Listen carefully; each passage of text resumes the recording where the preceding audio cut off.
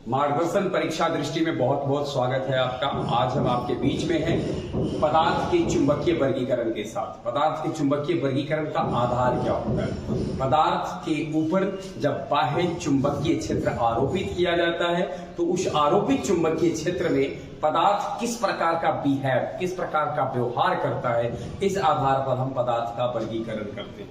थोड़ा सा हमें ध्यान में देना होगा। विद्युत क्षेत्र होता है आवेश का और चुंबकीय क्षेत्र चुंबक का होता है, यानी जब किसी में चुंबकत्व का गुण आ जाता है तो उसको चुंबकीय क्षेत्र कहते हैं। थोड़ी जानकारी हम यहाँ पर देना चाहेंगे विद्युत द्विध्रुव का और चुंबकीय द्विध्रुव का। पहले फिर से हमने कहा कि विद्युत क्षेत्र आवेश का होता है और चुंबकीय क्षेत्र चुंबक का होता है। चुंबक के दो पोल होते हैं जो नॉर्थ पोल और साउथ पोल कहलाते हैं। विद्युत आवेश दो प्रकार के होते हैं, प्लस वाले, माइनस वाले, धन आवेश, ऋण आवेश।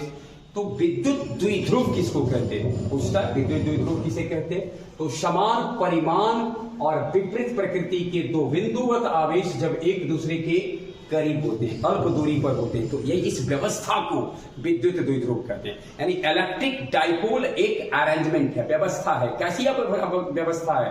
दोनों परिमाण में समान है, प्रकृति में भिन्न है, एक दूसरे के करीब है। अब इसके मिडिल पॉइंट को O मानिए और यहां से यहां तक की दूरी 2L।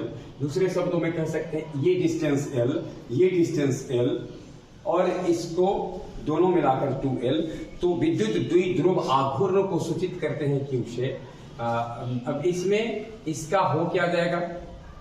तो Q गुणे, यानी एक आवेश और आवेश के बीच की दूरी, यानी एक आवेश का मैग्नीट्यूड और दोनों आवेश के बीच की दूरी को Q इंटू 2L, ये हो गया हमारा क्या?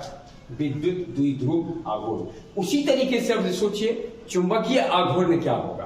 तो चुंबकीय आघूर्ण दो पोल जो समान प्रबलता के हैं और भिन्न भिन्न हैं, नॉर्थ हैं, साउथ हैं, दोनों पोल के बीच के डिस्टेंस और पोल की प्रबलता के गुणनफल को चुंबकीय आघूर्ण कहते हैं। चुंबकीय आघूर्ण को म्यू से सूचित करते हैं। मैंने इतनी जानकारी इसलिए साझा की ताकि म्यू शब्द का जब उल्लेख हो तो हम समझ जाएंगे कि म्यू यहाँ पर चुंबकीय आघूर्ण को दर्शाता है, उसको प्रदर्शित करता है। इसकी चर्चा विशेष से चुंबकत्व में हम करेंगे।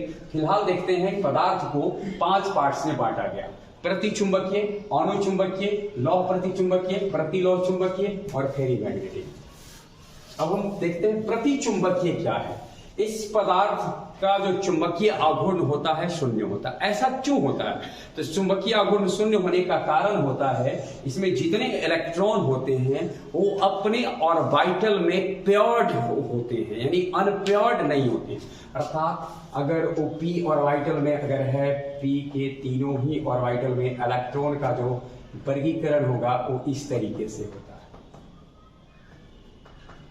अब वहां प्योर्ड इलेक्ट्रॉन होते हैं, अनप्योर्ड इलेक्ट्रॉन है ही नहीं। अनप्योर्ड इलेक्ट्रॉन नहीं होने के कारण उनके बीच में कोई चुंबकीय आघूर्ण पैदा नहीं होता। इनकी प्रकृति किस तरीके की होती है? तो इस पदार्थ के जो चुंबकीय क्षेत्र जिसमें हम आरोपित करते हैं, चुंबकीय क्षेत्र के जिस क्षेत्र में हमने आरोपित किया, अगर चुंबकीय क्षेत्र की दिशा यह है तो चुंबकीय क्षेत्र के विपरीत दिशा में यह मैग्नेटाइज होना शुरू कर देते हैं। यानी विपरीत दिशा में इनकी प्रकृति है, धीरे धीरे उस दिशा की, लेकिन उतना स्ट्रांगली नहीं जाते हैं क्योंकि आवेश इनके ऊपर कोई चुंबकीय गुण नहीं होता है, इसलिए बहुत धीरे धीरे चुंबकीय क्षेत्र के विपरीत दिशा में यह विकर्षित होते हैं, विपरीत दिशा की ओर जाना शुरू करते हैं। हमें ध्यान में रखना होगा, अगर हमसे ये पूछा जाएगा कि प्रतिचुंबकीय का चुंबकीय आघूर्ण क्या है, शून्य होता है। इसमें सारे इलेक्ट्रॉन पेयर्ड होते हैं, कोई इलेक्ट्रॉन अनपेयर्ड नहीं होता है। अनपेयर्ड इलेक्ट्रॉन नहीं होने के कारण ही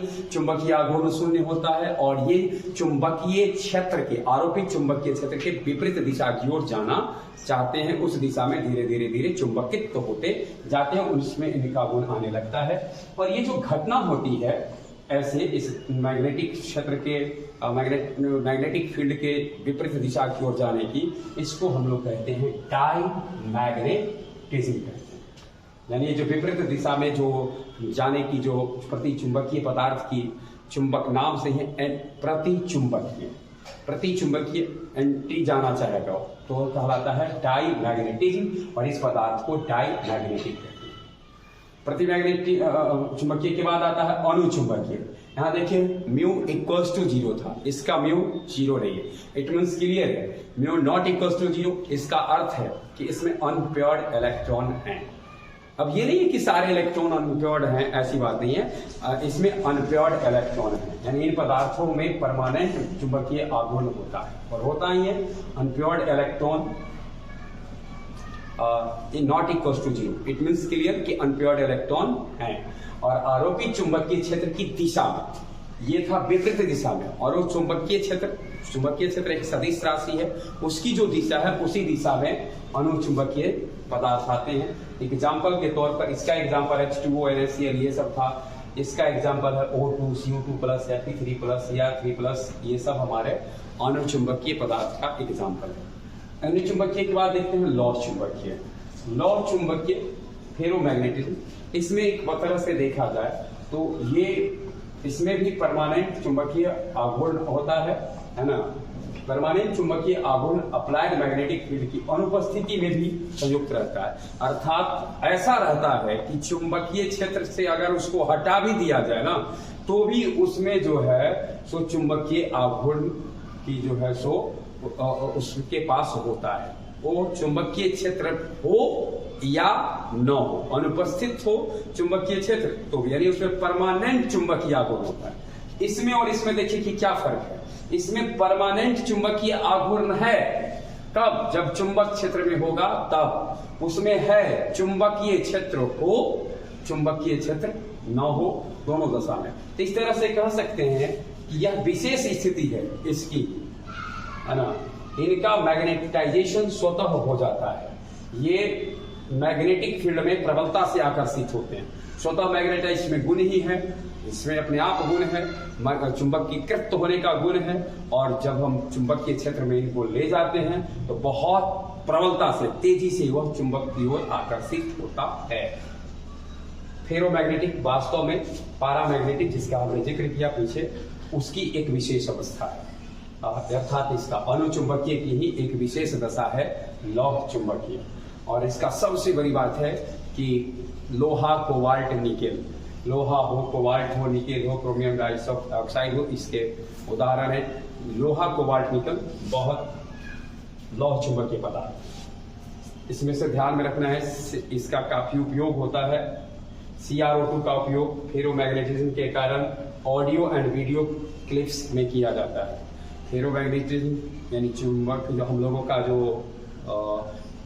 ट्रांसमीटर होता है उसमें जो लगाया जाता है मैग्नेट, तो उसमें जिसका इस्तेमाल होता है वो फेरोमैग्नेटिक सब्सटेंस होता है, और इसमें विशेष रूप से CrO2 का इस्तेमाल होता है। फेरोमैग्नेटिक पदार्थ की विशेषता एक है, टेम्परेचर जब बढ़ने लगता है तो उसमें जो फेरोमैग्नेटिक गुण है वह धीरे धीरे घटने लगता है। घटते एक स्थिति आती है, एक वैसा ताप आ जाता है जिस पर वो शून्य हो जाता है, फेरोमैग्नेटिज्म जो है सो समाप्त हो जाता है। तो वह न्यूनतम ताप जिस पर किसी फेरोमैग्नेटिक पदार्थ का जो फेरोमैग्नेटिज्म गुण है, लौह प्रतिचुंबकीय का जो गुण है, वो समाप्त हो जाता है, शून्य हो जाता है, खत्म हो जाता है, उसको क्यूरी टेम्परेचर कहते हैं। ध्यान में रखना है, क्यूरी ताप वह ताप है जिस पर लौह प्रतिचुंबकीय पदार्थ अपने फेरोमैग्नेटिज्म गुण को खत्म कर देता है। अगला है हमारा प्रतिलौह चुंबकीय। पीछे एक सुधार करते हैं, यहाँ पे लौह चुंबकीय होगा, प्रति शब्द नहीं होगा, और फेरोमैग्नेटिक का हिंदी लौह चुंबकीय होता है। अब हम देखते हैं प्रतिलौह चुंबकीय। एंटी फेरोमैग्नेटिक, स्वाभाविक है, नाम से यह स्पष्ट है कि यह लौह चुंबकीय का विपरीत है, उल्टा है। इन पदार्थों में समान संख्या में मैग्नेटिक डोमेन्स का एलिगमेंट होता है, एलिगमेंट विपरीत दिशा में होता है, और इनका परिणामी चुंबकीय आघूर्ण शून्य हो जाता है। विपरीत दिशा में होने के कारण देखिए ये जो इलेक्ट्रॉन का जो है अरेंजमेंट है, ये डिफरेंट, यानी इनका जो मूविंग है, स्पिनिंग है, वो अपोजिट डायरेक्शन में है। अपोजिट डायरेक्शन में होने के कारण जो रिजल्टेंट है, यानी चुंबकीय आघूर्ण तो होता है अलग अलग देखेंगे तो, लेकिन जब पूरा चुंबकीय आघूर्ण है वो उसका शून्य हो जाता है।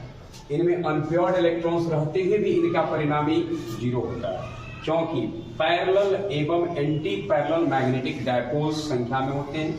यानी मैग्नेटिक डायपोल और के पैरेलल होने के कारण और उसके बाद एंटी पैरेलल जो मैग्नेटिक डायपोल होते हैं दोनों की समान संख्या में होने के कारण उनमें चुंबकीय अनपेयर्ड इलेक्ट्रॉन्स होने के बाद भी चुंबकीय आघूर्ण शून्य होता है। इसके एग्जाम्पल हैं MnO, V2O3, Cr2O3, Mn2O3, Fe2O3, MnO2, NiO, ये सब इसके एग्जाम्पल है। वहीं फेरी मैग्नेटिक ऐसे पदार्थ में चुंबकीय आघूर्ण के असमान एलिमेंट के परिणामी अनुमानित से बहुत कम होता है, यानी जो बहुत कम मात्रा में इसका रहता है म्यू। इसमें पैरेलल एवं एंटी पैरेलल डायपोल्स बराबर नहीं होते। इसमें था पैरेलल डायपोल और एंटी पैरेलल डायपोल्स बराबर थे, इसमें पैरेलल और एंटी पैरेलल डायपोल बराबर नहीं होते हैं। इस कारण से इनका चुंबकीय आघूर्ण शून्य तो नहीं होता है लेकिन बहुत बहुत कम होता है। तो बहुत कम होने के कारण इनमें जो मैग्नेटिक गुण है वो उतना नहीं होता जितना कि लौह चुंबक में होता है। तो सबसे ज्यादा जो मैग्नेटिक प्रॉपर्टीज है वो आपका फेरोमैग्नेटिक जो सब्सटेंस है लौह चुंबकीय इसमें होता है। वही प्रति लौह चुंबकीय में उसकी तुलना में 9 के बराबर होता है। फेरी मैग्नेटिक में भी कम होता है। फेरी मैग्नेटिज्म से पारामैग्नेटिज्म, जब किसी फेरी मैग्नेटिक सब्सटेंस को गर्म किया जाता है तब धीरे धीरे उसमें पारामैग्नेटिज्म का गुण आ जाता है। वही फेरी मैग्नेटिक को देखिए, फेरी मैग्नेटिज्म यानी इसको गर्म करना ठंडा करना, जब फेरी मैग्नेटिज्म गुण धीरे धीरे खत्म हो जाता है यानी पारामैग्नेटिज्म गुण आने लगता है जब गर्म करेंगे तो, और इसको जब हम ठंडा करेंगे तो फेरी मैग्नेटिज्म गुण आ जाता है।